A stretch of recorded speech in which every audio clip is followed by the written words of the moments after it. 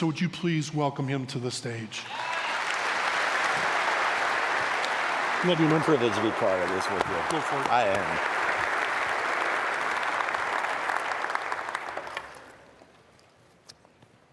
His pace was already quick, but now it has turned into a jog.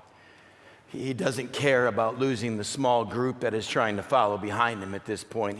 He's literally left them in the dust. His sandaled feet are hitting the parched earth. Small pebbles and rocks are flying up. And as he turns the last corner, he can already hear the screaming and wailing. And it takes his breath away.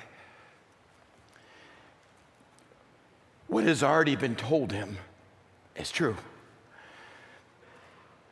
And by the time he ushers himself to the front porch of his own house and the crowd sees who it is, they quickly part ways, and he kicks open the latch on the door, and there she kneels. His wife has been bedside their daughter for the last 6 days. Fever's never left. A little girl that couldn't lose much more weight hasn't eaten in days. The temperature's never broke. They've tried every remedy that their family passed down, neighbors have passed down. He set out to find help, and yet some time ago was told it was too late. And for the very first time, she gets off her knees and rushes and meets him halfway. She buries her head in her husband's chest. He grabs her by the back of the neck and the small of the waist, and for the first time, Dad sees his little girl without life. There was nothing he could do. And beside this embrace, they have finally caught up. And he slips around them and simply kneels. And he reaches out and he touches her cold little fingers. And he says, Talitha Kaume. It's Aramaic. Little girl, it's time to get up. And breath comes back into her body. And a chest heaves. And eyes flutter and open. And he gently and compassionately lifts her to the side of the bed, and she stands. And Mom and Dad are filled with, Mom and Dad, what is it? Is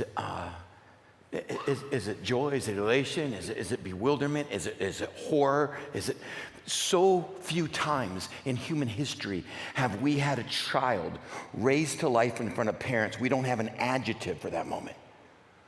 We don't have an explanation of what they're filled in. 3 have been allowed in the house with them. Peter, James, and John stand with their back up against the wood stone wall, absolutely startled, shocked by being allowed in to such a moment, but then seeing what is happening. And with everyone speechless, the one who speaks in red letters decides to break the silence.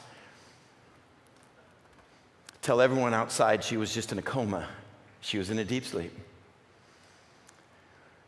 And fix her some macaroni and cheese she hasn't eaten in days. It's there. Chapter 5, in Greek, macaroni and cheese. It's every 12-year-old girl's favorite.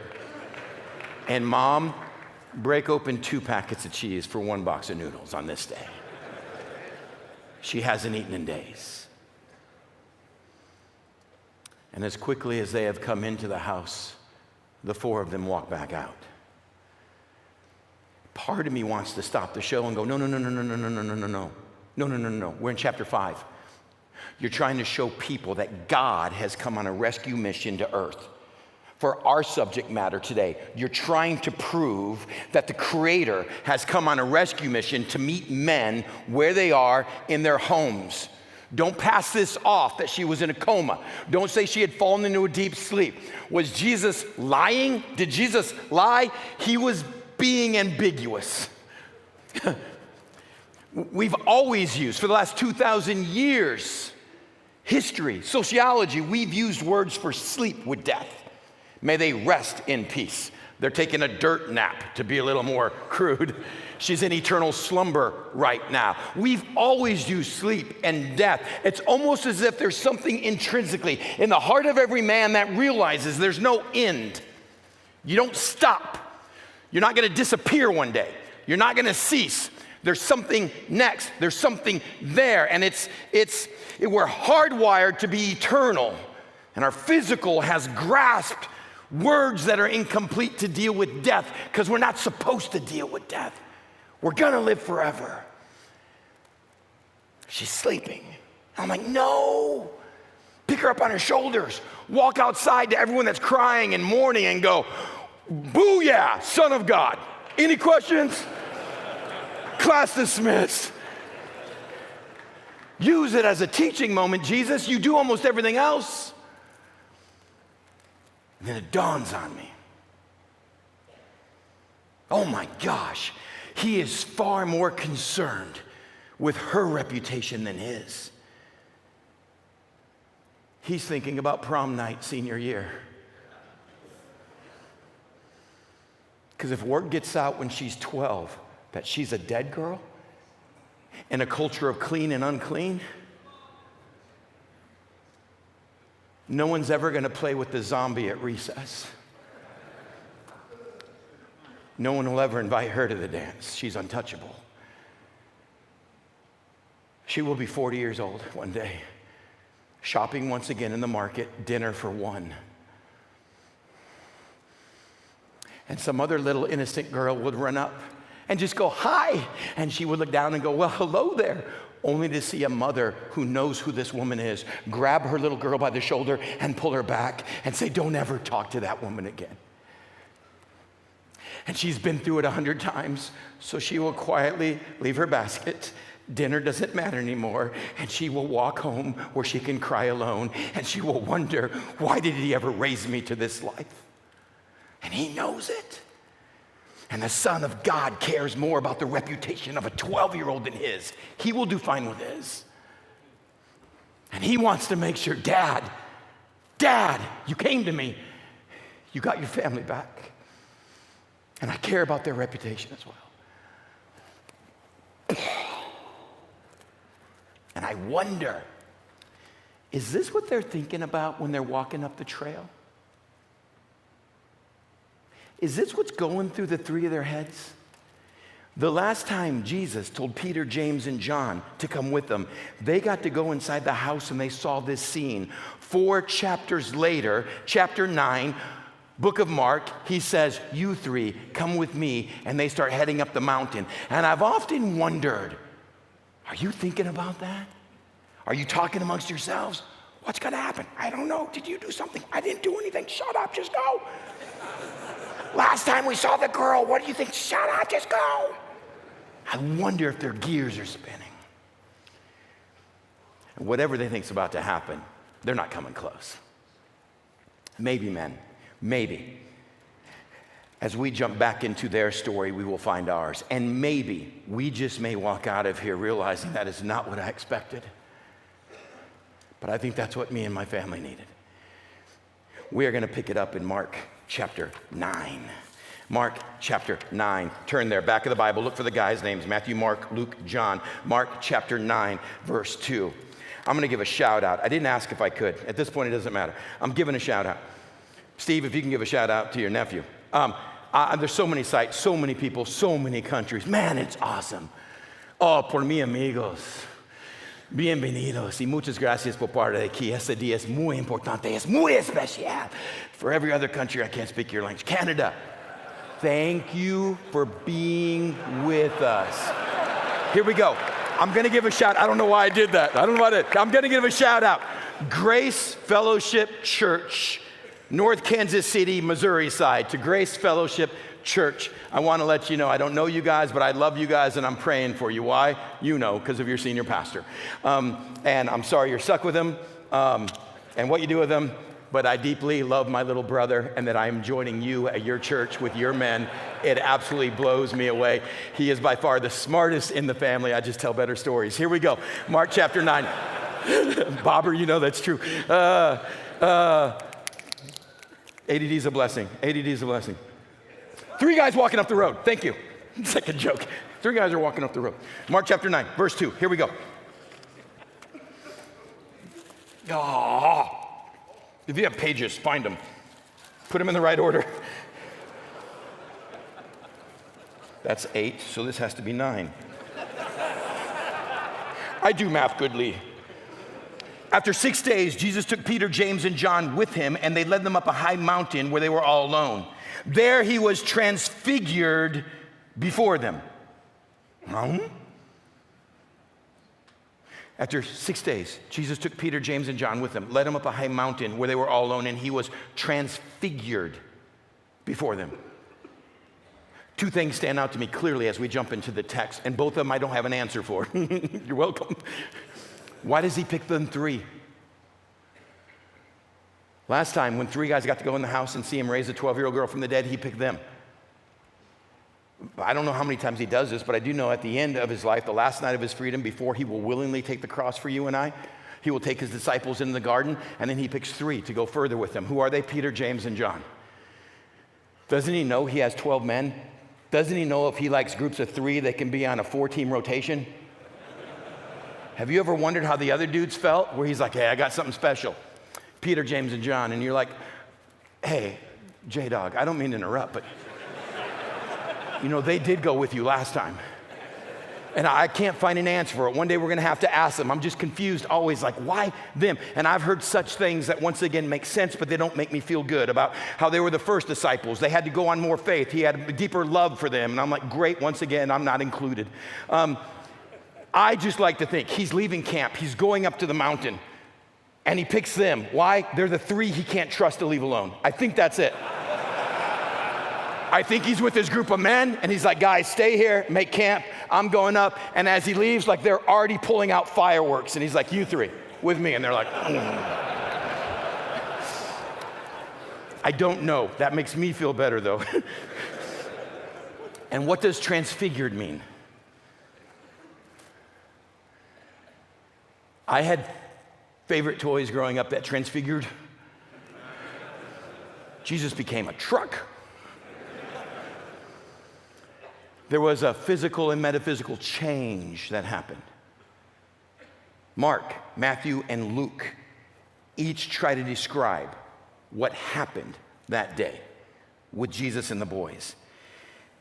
He became transfigured before them. His clothes became dazzling white, whiter than anyone in the world could bleach them. Gosh, okay, I'm gonna do this. I'm gonna go out on a limb here. I'm sorry. I love teaching, by the way, far away from home, because you don't really care. I'm like, I got a flight tomorrow after I speak at this church in the morning. I'll just say it. That's terrible Bible. And I know I'm not asked to write Bible, so I shouldn't critique it. He was transfigured. Jesus became a transformer. What happened? It was like his clothes were like better than anyone could bleach his clothes. Do you know when Matthew writes about this story? Matthew said when they got to the mountain, Jesus became as if the sun was not shining on him, but the sun was bursting out of his pores.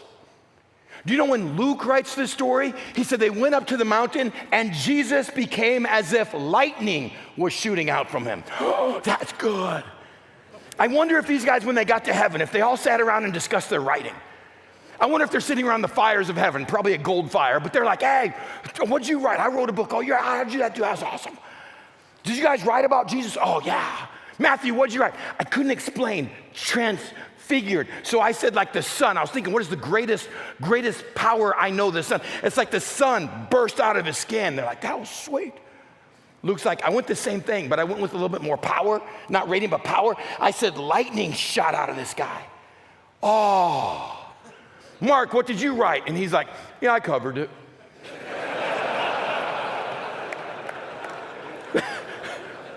Mark, what'd you say?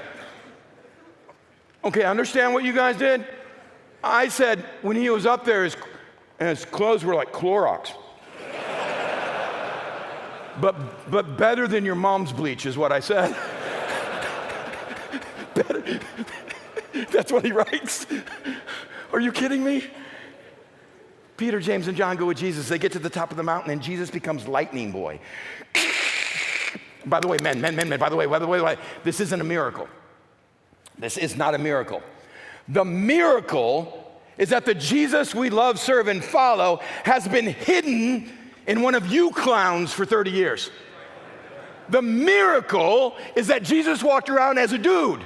That was the miracle. For a moment on the mountain, the miracle of God becoming flesh stopped. And the Jesus he's always been and always was bust out of his clothes like Clorox.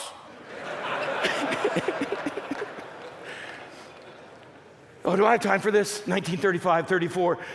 Yes. Oh, this is, I'm trying to speak to men too, that maybe we're brought by a buddy. You're sitting there in a group, in a dorm room, and you're like, okay, I'm trying to grasp this stuff. Speaking as if, and I love doing that, just to regular guys who might not know anything about it. Let me speak to those of you guys, though, that may have grown up in church, and your mind was polluted by some bad Sunday school like mine, because we colored Jesus all the time. And I had this little 90-pound toothpick arms, dress-wearing, sash-wearing, and I'm like, oh, that's my God. And I grew up in West Texas, and that dude, but I didn't get a choice in who my Jesus was. It was the guy that wore the miniskirt with the sash. May I remind you, the Jesus we have in these stories is a 30-year, very limited edition Jesus. May I remind you, when John, the only disciple allowed to die of old age, everyone was killed for this truth that they wrote. When he starts his book, he goes, in the beginning was the Word, and the Word was with God, and the Word was God.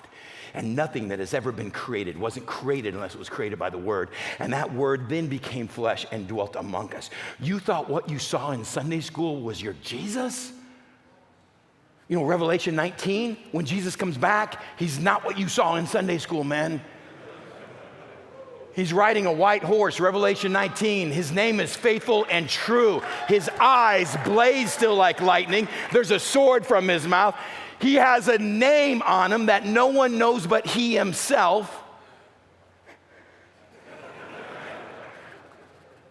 How bad do you have to be to have your name tattooed on you? And when people ask, what does that mean? He simply replies, you can't handle that. Don't worry about that one. But on his thigh is tattooed, King of Kings and Lord of Lords. Just so you know who trampled over you or who you're following. How come we didn't color that in Sunday school? That would have stirred the heart of a little West Texas kid going, okay, he's better.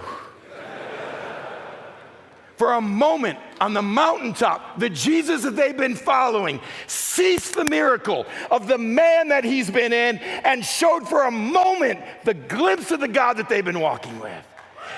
Lightning boy shows up on the scene. But that ain't all.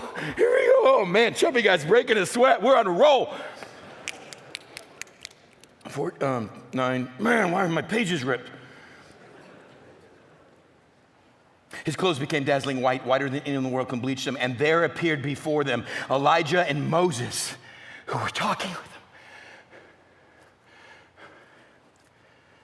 And there appeared before them Elijah and Moses. You bunch of fakers. You're lousy Jews. You don't have the history. I married into a Jewish family. I married into a family called Goldstein. You don't have to ask. No, oh, French Italian. Shut up. I know who you are. You're Goldstein. You read this to Pops, and Pops sits up. Moses and Elijah, the two greatest heroes of the Old Testament. Moses and Elijah, the greatest giver of the law, the writer of the first 5 books, and the greatest of the prophets. Oh my gosh, if you want to split the entire Old Testament, all these pages into 2, you can basically split them up with law and prophets. Oh my goodness, the entire Old Testament shows up. Moses, at this point of the story, has been dead for 1,400 years. Remember his story? Big race war going on. They're killing all the people with his skin color. So his mom puts him in a basket and puts him in the Nile River. Remember, it floats down and crocodiles are trying to eat him? At least that's what the cartoon showed. Remember Pharaoh's daughter came and plucked him out and said, I'm going to raise him myself. And he gets to grow up in the king's palace and Pharaoh's palace with all the literature. Remember, he's well on his way. He's a general in the Egyptian army. But then he sees one people of his own race that wasn't killed when they were born being beaten. And something inside him says, that ain't right. So he steps in and he stops it and he kills the Egyptian and he buries him in the sand. But the sand's going to blow away and uncover the body. So now he's running for his life. Remember Moses, the guy out in the wilderness who came from the top of the mountain, came from number 2 in Pharaoh's family, the greatest empire in the known world, and now he's watching someone else's sheep? Remember there's a burning bush that speaks to him? Moses, take off your shoes. The ground you're standing on is holy.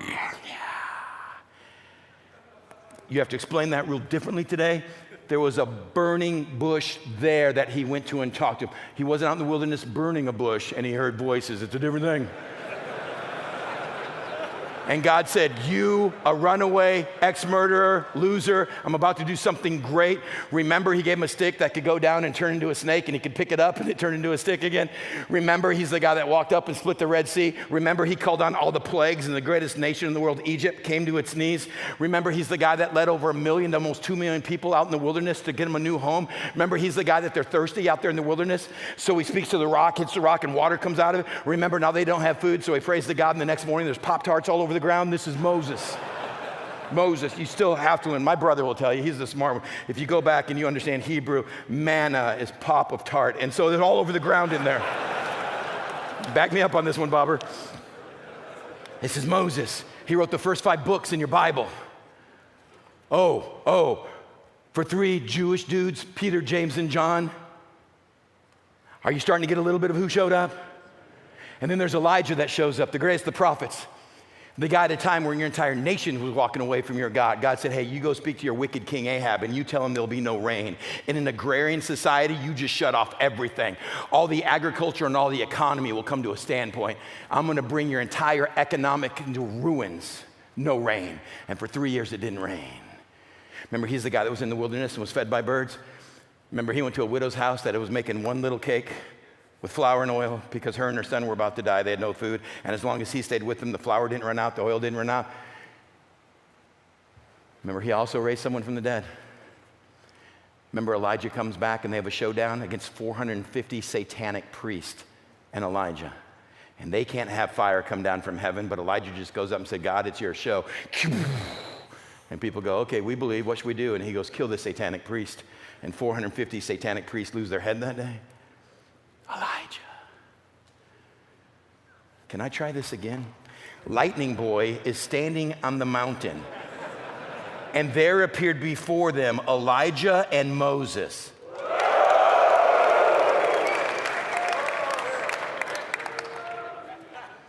Who were talking with Jesus. Long bearded dude, tablets, stick. Peter, James, and John are like we were his PJs when he was little, that had all the tablets and all the plagues on them. He was the action figure every kid wanted, but there were so many accessories that came with him, you couldn't collect them all. And then whoop, Elijah, who was name tag, Elijah, and they're like, oh, I don't know how to explain Elijah. And they're talking with Jesus. Matthew and Luke will say they're encouraging Jesus about the road that he's taking because he just told them, I'm heading to Jerusalem to die. It's as if the entire Old Testament is showing up saying, it has always been, will always be about you. This is the journey you're on. And in that scene, Peter said to Jesus, Rabbi, it's good for us to be here.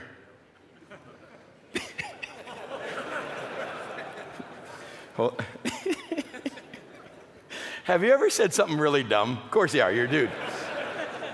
And then instead of just shutting up, you go ahead and double down on it. Rabbi, it's good for us to be here. Let us put up 3 shelters, one for you, one for Moses, and one for Elijah. Get the scene. Jesus, bleach, Moses, Elijah. And in that moment, Peter's like, I should say something. teacher. And Jesus like, for the first time, probably Mo and Elijah realized there's someone else there. Who's the fisherman? And now they're all looking at him. He's all, it's really good to be here. And they're still looking at him like, surely you got more.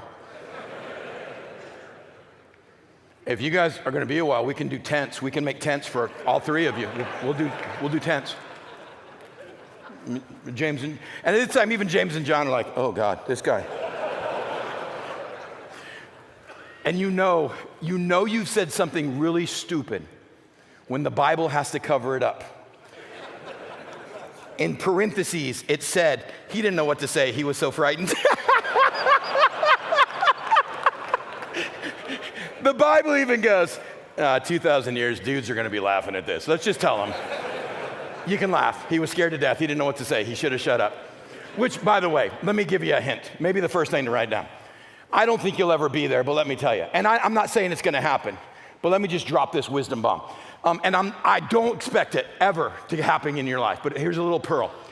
If you ever get to a place in your life where Jesus shows up and he's going full lightning boy, and Moses and Elijah are there, shut up, okay? This probably has nothing to do with you. Shut up. Really good to be here. We'll make tents.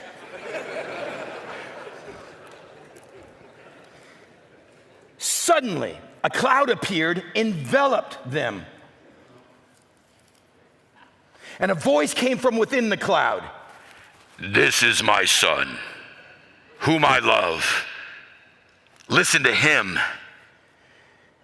And suddenly, when they looked around, they no longer saw anyone with them except Jesus. And as they were coming down the mountain, Jesus gave them orders not to tell anyone what they had seen until the Son of Man had risen from the dead.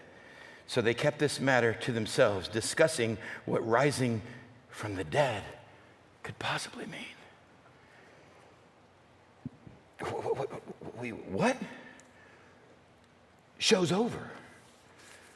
Well, what was supposed to happen? I don't know. I often wonder, were people supposed to come next? I don't know. Whatever Peter just did seemed to tick off God. Jesus, Son, lightning, Clorox, Moses, Elijah. Peter says two phrases. God shows up with a cloud so thick, envelops, and you can't see your hand in front of your face. And a voice from within says, no, you got this wrong. This is my son, whom I love. You listen to him. Cloud's gone, show's over. Jesus back, wearing the Messiah pageant, staring at him like, nice job, bro.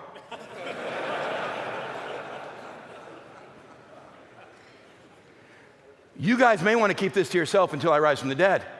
And he starts walking back down the trail. Three disciples bewildered. James and John got to look at Peter like, you stupid. They start walking down the trail. And every disciple's walking down going, what do you mean you're rising from the dead? And why did God end this? And man, I think if we're going to end this time together, we've got to understand the scene on being very clear on how we can ruin God's plan for us. How do we ruin God's plan for us? Just do what Peter did. Make sure you know who Jesus is. Make sure you're following Jesus. Make sure that you want to do something for Jesus. Serve him. Make sure that Jesus is a part of your life. And I promise you, you also will enter the frustration and disappointment of God. I said it in a breakout session. There was a book some 20-some years ago or so, Why Men Hate Church. I only read till page 10 or 11. That's how I do almost every book. Number one reason why men hate church, because they've been. I tried it. I found it wanting. We started our sessions today, breakout sessions, talking, I know not all of us are in it, but about a dad that simply said, man, I'm stuck. I've been robbed. My boy's been robbed. My family's been robbed. I need help. I believe, but I really don't believe. And God said, boy, you had me when you showed up. You had me when you stepped out. We looked at a rich young ruler in a breakout session today that said, good teacher, I need to fix what's next. Good teacher, I need to have eternal life. And Jesus goes, why do you call me good? No one's good but God. Oh, men, you are close. You think Jesus is going to be good for you. You think he's going to be a good tool for you. You think he's going to help your business. You think he's going to help your economy. You think he's going to help your family. You think he's going to help your finances. You think he's going to help the health issue. You think he's going to help the relationship issue. Jesus isn't going to be good to you. You've got one too many O's. He's God. He's not good. Peter goes, look, I'm not trying to use you as a good luck charm. Look, I know you're not good. You are great. You are great. And this is the problem in the story. Peter realized Jesus was great, and he saw Moses and Elijah and the greatest things. And he goes, do the three of you need something? And God shows up and says, three of you? Three of you? You're going to put Mo and Eli and you're going to lump it in? Why? Because this is great. And this is where I got stuck as a man. This is where I tried it and it didn't pay off. This is where I tried it and I tried to jump through the religious hoops, but it didn't pay off. Because we can't stop there. What's the point of the story? The point of the story is the only thing God wanted three men to know on that day. Because it's going to change the rest of the chapters. And I've told you before, I'm not a good reader. I don't like history. I don't like anthropology. The only reason I go to these stories is to understand a God that hasn't changed. He hasn't gotten smarter. He hasn't gotten wiser. He's the same. So the way God dealt with men back is the way God deals with us. What's he want? What's he want? He's saying, boys, here's what I need as dad. I'm not good. It's not that I'm great. It's that you're lumping me in with everything else in your life.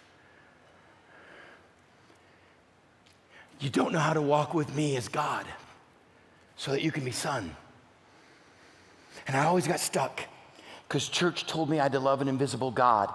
And I don't know about you guys, I don't love things. I don't love people well. It's hard for me to love even individuals that are in front of me, let alone an invisible God. The most passionate I ever get anywhere in life is fishing when the drag is going off, and then I'm in the Word of God. My wife has constantly said to people, oh my gosh, your husband, and she's like, you know he ain't like that. She knows that God exists because she's seen his work in my heart when I teach and when he does, but she's like, Chris ain't that good. That's true. How am I supposed to love God? Well, you gotta love God and you gotta put him first. I don't know how to do that, men. But that's where conferences left me. Go out and do a better job of loving God and putting him first. I don't know how to do that, men. And I come back and say, God, what do you want? And he goes, Chris, I just summed it all up because I know you're not a reader. This is my son, whom I love. Listen to him. Chris, this is my son. This is your only shot. This is the only solution. There's not another religion. There's not another philosophy. There's not another way. If there is, we've got to get away from Christianity once and for all. It was Jesus the last night in the garden. We heard that our opening session praying, Father, is there any other way? And God goes, no. And Jesus didn't like the answer either, so he went back. Is there any other way? Is there any other way to save man? Is there any other way to walk with men? And God said, no, you've got to surrender and take the cross.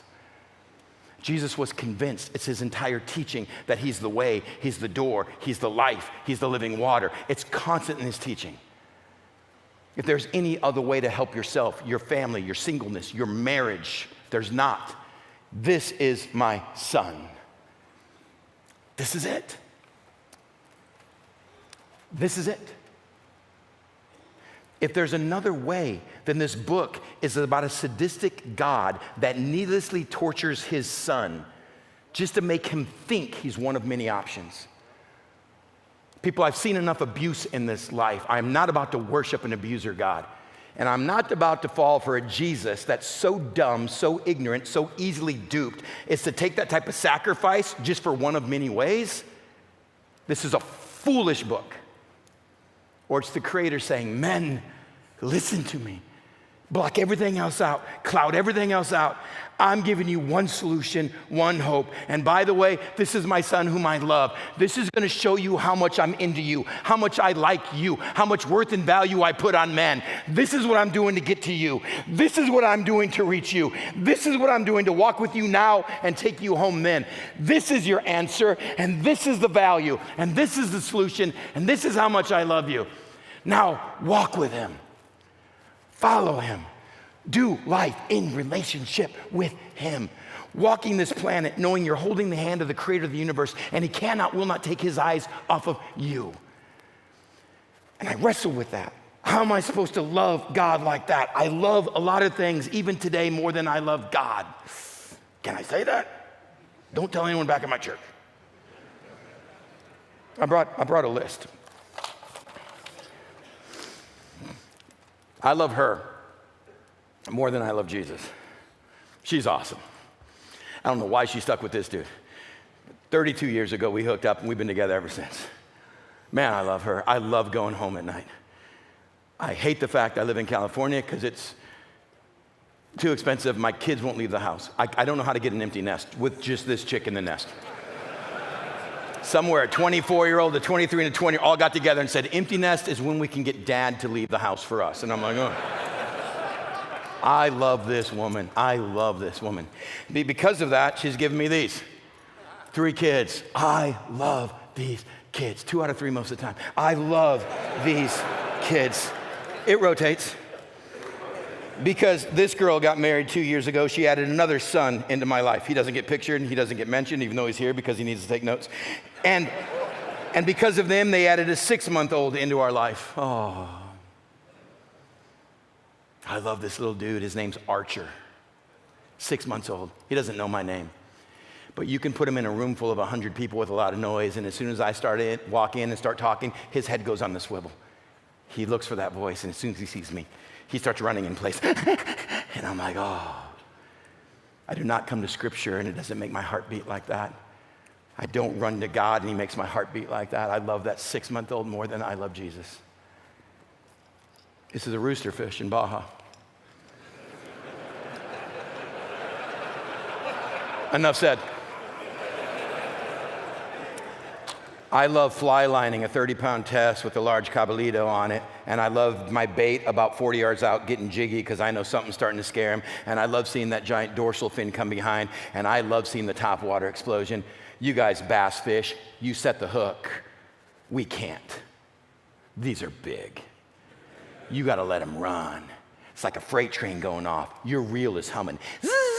He's got to bite that bait. They don't have hands. He's got to turn it around. He's got to swallow 1 1,000, 2 1,000, 3 1,000, 4 1,000, 5.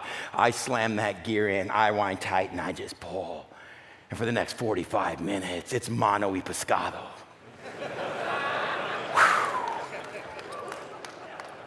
Man, I love that more than Jesus. I love Hooked on Sushi, Netflix, San Diego Padres, and going to Topgolf with my idiot friends. What I call entertainment, man. The stuff in my life that I'm just into, I love. North Coast Church, I'm a pastor. You know what that means? I'm one of the most arrogant, self-righteous people that walks the planet. This platform lets you know how great you are, not your gift. It lets you think you're spiritual, even if it has nothing to do with it. God can use a jackass, but I think it's different for me. I got a ton of people lining up at this conference, any conference, going, Chris, we love you, Chris the Difference. You don't think that does a number on the masculine soul? Just like your job, this is where I find my pride, my passion. Man, this thing gets into my skin, whether it's in front of the Bible or in front of the CPA or CFO. Wells Fargo. My family owns Wells Fargo, and so I have an inheritance. Nope. I just have all my fortune in a little ATM. But I got stuff. Oh yeah, I'm a Christ follower.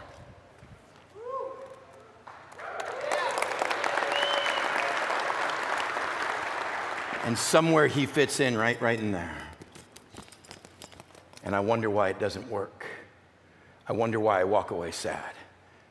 I wonder why everything these pages are telling me about my masculinity and who I'm supposed to be falls short. And I wonder why I walk away from church because I've tried it. He goes, oh, buddy, you thought I was good. You thought I died on the cross to bless your life and make your life better? Oh, see, here's what's the problem, Chris. You put me in with all the great things in life. And that's what Peter did. Do the three of you need tents? And God goes, are you kidding me? You're lumping my son into the great things of your life? You're lumping my son into the gifts of your life? Show's over. Show's over. Let me awaken you to what's gonna make you come alive. When you realize God has given you one solution, one purpose, the value he put on you by sacrificing that, and then you will find that purpose, your person, your forgiveness. You will find what you can do with all your guilt and your shame from the past, because you can't fix that yourself. When you give it and you rely on him. And I'm like, but I don't know if I love him more. And he goes, oh, you're talking about emotions, Chris. No, God doesn't make you feel like a rooster fish or a 6-month-old who thinks you're awesome. He goes, I want surrender. It's what this whole day's been talking about. And he goes, and that's where you know, love is a choice. It's not an emotion. Don't wrestle with, well, it's hard for me to love Jesus. No, it ain't. You're talking about emotions. What we need to do is understand he's got his sovereignty, that the love of God is simply this. And the love of God is over my life. And so I take all the good things in my life and I hold it under him. I'm not doing anything outside his will, his obedience. My job is to make the things that make me feel better than him, make my heart tick better than him, that I'm into better than him, that I love to spend my money on even more than him, and surrender under his authority, his lordship. This is my son. This is your opportunity. This is your life. This is your value. Now listen, surrender, put it there. And then Chris, he's got your marriage, he's got your kids, he's got your job, he's got your hobbies, he's got your freedom. But you're trying to have Christ as part of your life? Oh, I'm sorry you went to Sunday school and someone told you you can say a prayer and Jesus will become part of your life. He will never be part of your life. Your show is way too small, way too small. But he will allow you to become part of his. And that's the amazing thing about being a man.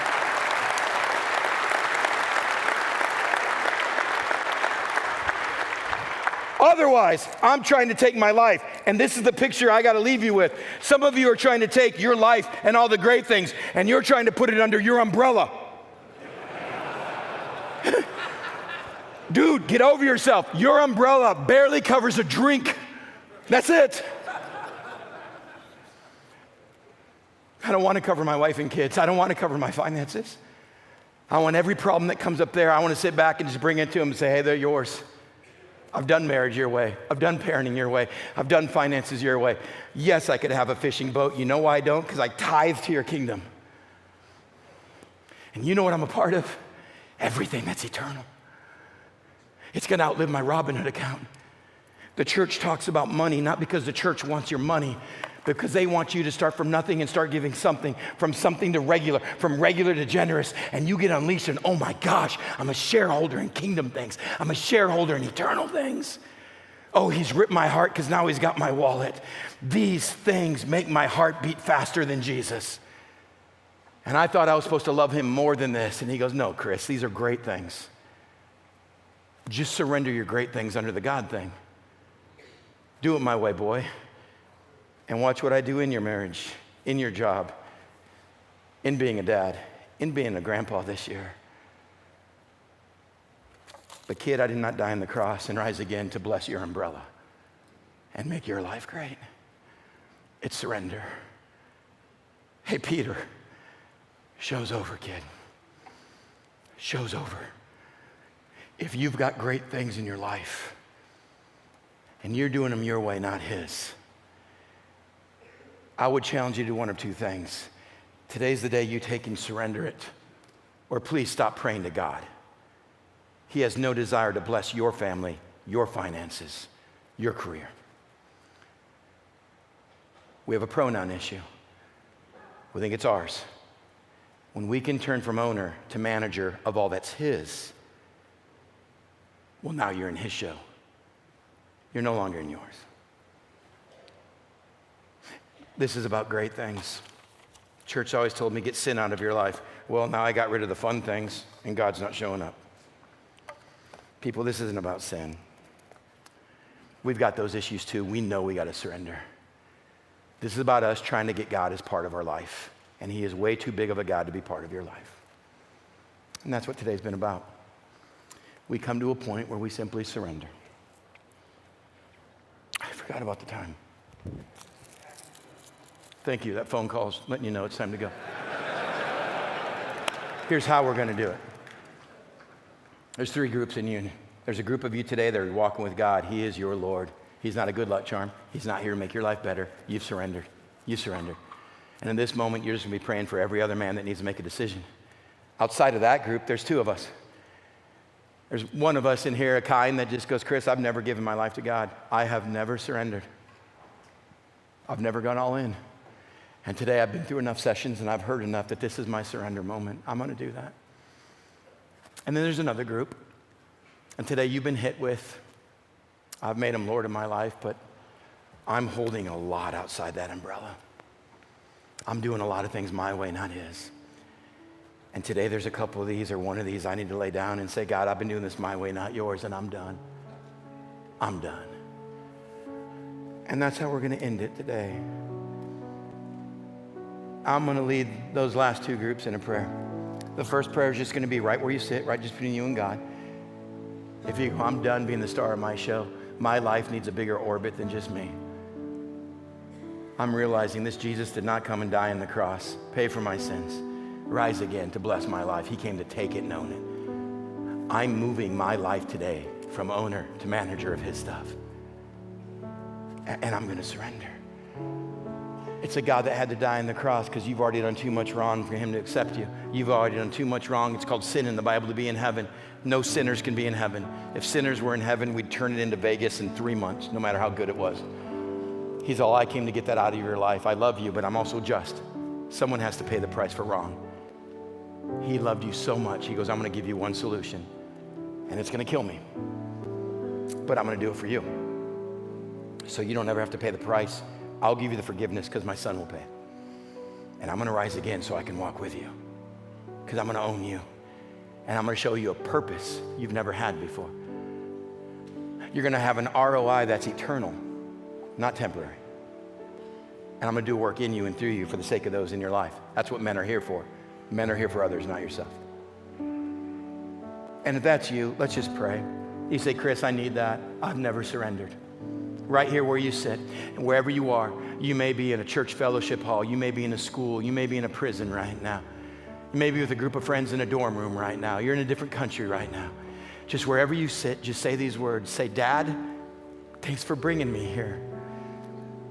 You know I needed to hear this. You know I've been living life my way. And today I want to say I'm sorry. I'm done with it. I don't like where it's led me. And from today on, I want to be yours. I know Jesus died on the cross. And today I realize it was to pay anything I owe you. Today I receive that payment. And I ask you to forgive me. From this day on, I'm yours. Show me how to manage my great things. And can you teach me how much you love me so I can learn to love you and learn to love myself? For that second group that needs to pray right along, there are stuff that's out of line and you know it. You've got areas of your life that are not under his lordship, his will, and you're holding on to him. And those things need a bigger God than you. Can you just right here say, God, I'm giving you this, and tell him what he already knows is outside of his will. Say, God, I'm laying it down. From this day on, I'm doing it with you. Give me the strength to leave it behind. Give me the accountability to move forward. And God, come into my life and take full ownership of everything I am and everything I have. God, don't ever let me take this outside your authority. God, I surrender wholly, completely, every area of my life. I give to you today. I ask you to forgive me where I've taken it on myself. Father, for all of us men, may we walk out of here knowing it's not perfection you desire, but simply the direction of our life. God, for all of us men, may we walk out of here making a clear choice. We are not going to follow you. Or God, this is an all-in moment. Thank you for never, ever being a part of our life, but for gladly taking all of it. In Jesus' name, amen. Here's what I'm going to ask. And some of you are going to get really freaked out. That's okay. Men do really well with fear. We were made for that. I'm gonna do a countdown, 3, 2, 1. You know what's coming, some of you. And when I get to 1, if you said one of those 2 prayers, I'm just gonna ask you to stand in a second. I know, introverts, you're freaking out. Other dudes like, frick, I'm with my dad, or I brought my cousin. Oh yeah, shut up. If you're not willing to stand and surrender, let me promise, you're not surrendered. We take too many easy ways out as men. So wherever you are, if there's a group of 4 of you right now and you're like, I'd like to stand, but I'm the only dude standing with 4 people, it's weird. Be weird for God. Be weird for God. Then we're all gonna stand and join in a song. And while that song's happening, there are gonna be men that are gonna be lining the front down here and men that are lining the front of the balcony. And every place that has this meeting has at least one man that's willing to pray for you. And if you're a man that said that prayer, I challenge you, put some footwork to it. I challenge you today, plant a flag, make a mark, cross the line. And as we're all standing, you make your way to the front and you grab the hand of another man and you tell them what prayer you said and why. And may they pray for you. Do something here. Surrender is never done in silence. Surrender isn't done in secret. Things happen when men stand and say, I'm done with me and I'm all in. And I want something that tangibly marks this spot. So if you said one of those 2 prayers, your knees are shaking, I don't care. It's probably the reason your buddy brought you anyway. Can we give you a hand? Can we stand and join you in a second? But we'd love to know what God has just done in your life. As men, we want to support you. So 3, 2, 1, just stand. Just stand.